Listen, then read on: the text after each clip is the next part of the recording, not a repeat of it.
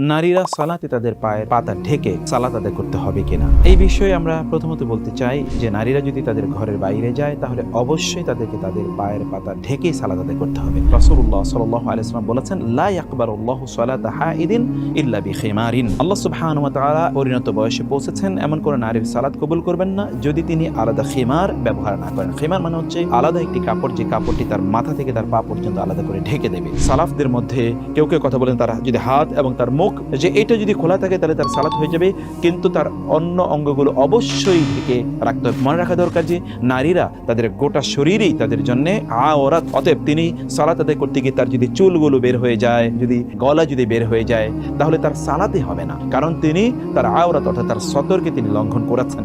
যেমনিভাবে পুরুষের নাভি থেকে তার হাঁটু পর্যন্ত সতর, এই জায়গায় যদি বের হয়ে যায় তাহলে তার সালাত হবে না। তেমনিভাবে নারীদের এই হাত এবং মুখের এতটুকু ছাড়া যদি অন্য কোনো অঙ্গ যদি বের হয়ে যায় তাহলে তার সালাত হবে।